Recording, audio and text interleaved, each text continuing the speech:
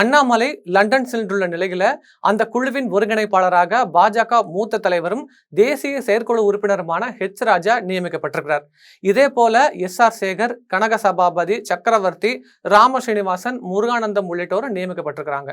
இந்த சூழலில் தான் தமிழ்நாடு பாஜகவில் பழைய மூத்த நிர்வாகியான ராஜாவோட கை மீண்டும் உயரத் தொடங்கியிருக்கு. குறிப்பா தற்போது பேட்டிகளுக்கு ராஜா பழனியில் நடைபெற்ற முருகன் மாநாடே அல்ல, அது இந்து விரோத மாநாடு. முருகனை வைத்து தமிழ்நாட்டில் ஏமாற்று அரசியல் செய்வதை இந்துக்கள் ஏற்க மாட்டார்கள் என்று பேட்டியளித்தார். இத்தனை நாட்களாக பெரிதாக பேட்டி கொடுக்காமல் அமைதியாக இருந்த ராஜா திடீரென இப்படி பேட்டி அளித்துள்ளது கவனம் பெற்றுள்ளது. அண்ணாமலை இருந்தவரை ராஜா பெரிதாக எதுவும் பேட்டிகள் கொடுக்கவில்லை, சர்ச்சையாக பேசவில்லை. இப்படிப்பட்ட நிலையில்தான் ராஜா இப்போது பேசியுள்ளார். சமீபத்தில் ஆளுநர் RN ரவியை கூட ராஜா சந்திச்சார். அண்ணாமலை இல்லாத இந்த நேரத்துல இந்த சந்திப்பு கூடுதல் கவனம் பெற்றுச்சு. ராஜாவிற்கான நியமனத்தில் அண்ணாமலை தலையீடு இருப்பதாக கூறப்பட்டாலும் அண்ணாமலை இது தொடர்பாக இதுவரை எந்த விதமான பதிவையும் செய்யவில்லை. தமிழ்நாடு பாஜக தலைவர் அண்ணாமலை மாற்றப்பட உள்ளதாக கடந்த சில நாட்களாக உறுதிப்படாத செய்திகள் வர தொடங்கியுள்ளன. பல்வேறு அரசியல் நிபுணர்கள் இது தொடர்பாக இணையத்தில் தகவல்களை வெளியிட தொடங்கியிருக்கிறாங்க. இப்படிப்பட்ட நிலையில் தமிழ்நாடு பாஜக தலைவர் அண்ணாமலை வெளிநாடு சென்றுள்ளார். லண்டனில் அவர் சில நாட்கள் தங்கி இருக்க முடிவு செய்துள்ளதாக கூறப்படுகிறது. தமிழ்நாடு பாஜக தலைவர் அண்ணாமலை 4 நாட்களுக்கு முன்பு லண்டன் சென்றார். அண்ணாமலை லண்டன் சென்றுள்ள நிலையில அவரை வரவேற்று யாரும் புகைப்படங்கள் வெளியிடவில்லை.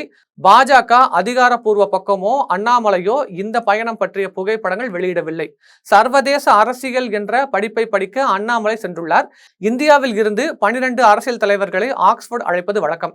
அப்படி அண்ணாமலை இந்த முறை தேர்வாகி உள்ளார். இதற்காக அங்கே சென்று அண்ணாமலை 4-5 மாதங்கள் அங்கே இருக்க முடிவு செய்துள்ளார். இந்த நிலையில் தான் பாஜக தலைவர் அண்ணாமலை மாற்றப்படலாம், அவர் வெளிநாட்டில் இருக்கும் வரை தற்காலிக தலைவர் கொண்டு வரப்படலாம் என்று செய்திகள் வருகின்றன. அண்ணாமலை வெளிநாடு செல்லும் முன்பே கூட அதிமுகவை கடுமையாக தாக்கிவிட்டே சென்றார். எடப்பாடி குறித்து நான் விமர்சனம் வைத்ததில் தவறு இல்லை. ஒவ்வொருவருக்கும் ஒவ்வொரு ஸ்டைல் இருக்கும்.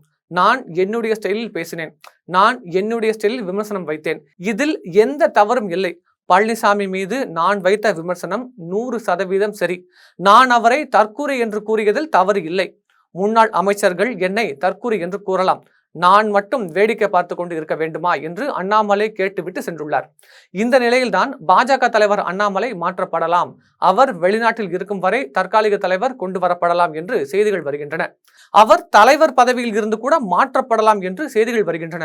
தமிழ்நாடு பாஜக தலைவர் அண்ணாமலை தனது தலைமை பதவி மாற்றம் தொடர்பாக கேள்விக்கு சமீபத்தில் செய்தியாளர்களிடம் பதிலளித்துள்ளார்.